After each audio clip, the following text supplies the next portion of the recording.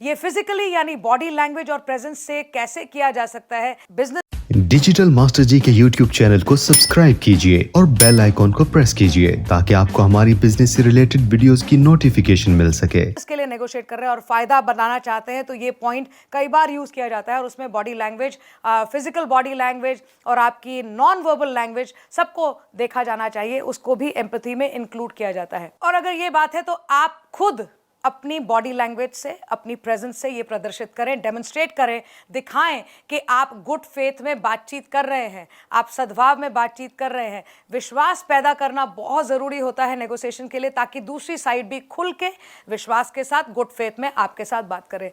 बहुत जेन्युइन तरीके से, बहुत ही वास्तविक तरीके से दूसरी तरफ को क्या बात ड्राइव करती है उसमें ज़रूर इंटरेस्ट दिखाएं, क्योंकि जब आपसे कोई बात करता है और स्पेशली कोई इंडिविजुअल लेवल पे जब आपके साथ आए, चाहे वो एक आदमी हो चाहे वो 10 आदमी हो, अगर आप इस पे थोड़ी सी रिसर्च करेंगे तो सामने वाले को क्या ड्राइव करता है ये बहुत ज़रूरी है। अगर आप उस ड्राइव के पास चले जाएं, उनके ड्राइवर्स को आप समझ पाएँ, वो किस चीज़ के लिए आपके पास आके बैठे, वो किस बात के लिए आपसे नेगोशिएट कर रहे हैं, वो चाह क्या रहे हैं, उनको ड्राइव क्या कर, उनको क्या चीज़ उस टेबल तक लेके आए, उसमें ज़रूर इंटरेस्ट दिखाएं। फिर आप तीसरी बात, अपनी भावना को ना दबाएं, क्योंकि कई बार हमें कहा जाता है business and emotion don't go together, but I believe कि आप जो इमोशनल होके, इमोशनल कोई बात आपने ऐसी नहीं करनी है, इमोशनल होके गुस्सा नहीं करना है, लेकिन इमोशन जिससे आपकी बात को आप अच्छे तरीके से कह पाएं उसको यूज करें। तो अपनी भावनाओं को दबाए नहीं। चौथी बात हुई नेगेटिविटी, नकारात्मक भावनाओं या नेगेटिव फीलिंग्स को बातचीत के बीच में न आने दें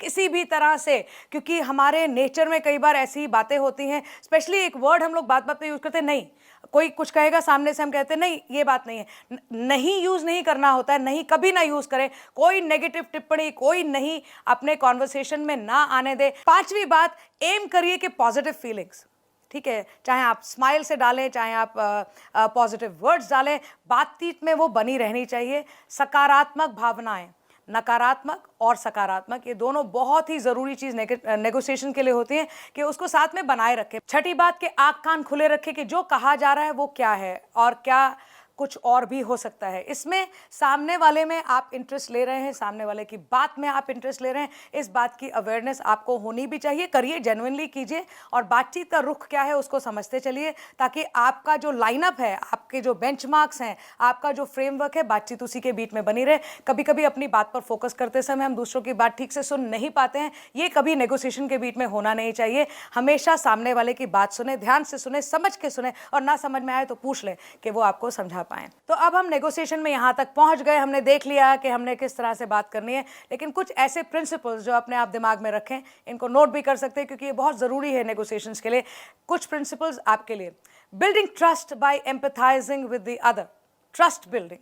हमने कई बार ट्रस्ट शब्द का इस्तेमाल किया। दुनिया भर में बातचीत जो है विश्वास आधारित ही होनी चाहिए, ये माना जाता है। ना सिर्फ नेगोशिएशन के लिए, हर बात के लिए सच्चाई जो है अच्छी बात मानी जाती है, ताकि लोग आपके ऊपर, आपकी बात के ऊपर, आपके प्रोडक्ट के ऊपर, आपके परफॉर्मेंस के ऊपर, आपके डिलीवरी के ऊपर विश्वास कर सके।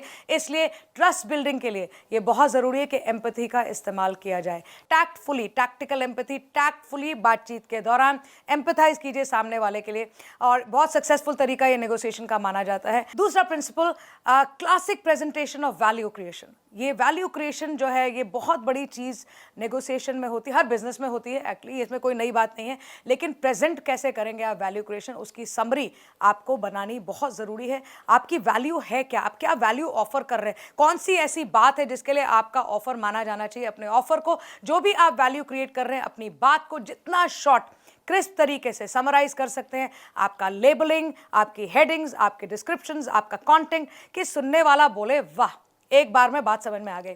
सारे फैक्ट्स का यूज करें, छोड़ें मत, फैक्ट्स को बिल्कुल ना छोड़ें। इमोशन डालना चाहते, इमोशनल डालनी पड़े डाल दीजिए, लेकिन बात इतनी सटीक हो कि आपके नेगोशिएशन पार्टनर के मुंह से निकले दैट्स सो राइट। तीसरी बात, stick to the facts and stick to the truth. हम लोग सही बात कहने पर बहुत समय लगाते हैं, लेकिन सही बात कहने से फिर भी चूक जाते हैं, क्योंकि कई बार हमें समझ में नहीं आता है, कई बार कम्युनिकेशन का इशू होता है, कई बार ये रहता है कि पहले कौन बोले, सही बोले नहीं बोले, इस चक्कर में सही बात रह जाती है। यहाँ ज़रूरत पड़ती है कि टैक्टिकल एम्पैथी की, और सबसे सेफ तरीका यही होता है कि ट्रुथ या फैक्ट्स को यूज़ करें। चौथी बात I the magic of ownership. अपने ऑफर के आप बादशाह हैं और सामने वाले के ऑफर के वो बादशाह हैं।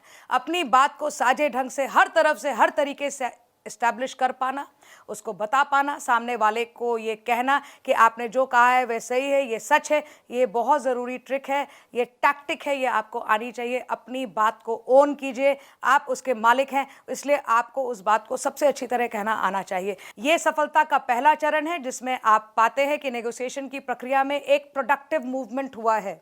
तो आप अगर सामने वाले को कन्विंस कर पाए हैं तो ये प्रोडक्टिव मूवमेंट है, क्योंकि हमेशा ये अंदाज लगाना, अनुमान लगाना बहुत मुश्किल होता है कि बात आगे बढ़ रही है कि नहीं बढ़ रही है। ये सबसे बड़ा संकेत है, ये सबसे बड़ा साइन है आपकी नेगोशिएशन को या बातचीत को आगे बढ़ रही है देखने के लिए। और जाते जाते जो भी मैंने आपको आज बताया, टैक्टिकल एम्पैथी कैसे यूज करें, रैपो बिल्ड कैसे करें, उसके लिए छोटा सा एक होमवर्क है। आज ही किसी के साथ बात करें, चाहे आपके दोस्त हों, परिवार वाले हों, अपनी बात कहें, एक्सप्लेन करें और कोशिश करें कि वो कहें दैट्स सो राइट। आपकी बात को सही आपने कह के दूसरों से कहलवाना है कि बात सही है। जैसे कि आज से अगले 10 साल तक आपके क्या गोल्स हैं, आप कहाँ पहुँचना चाहते हैं, आप कहाँ तक जाएंगे, उस पर एक समरी बनाएं और किसी को सुनाएं, उनको कन्विंस करें कि आप वाकई वहाँ पहुँच जाएंगे।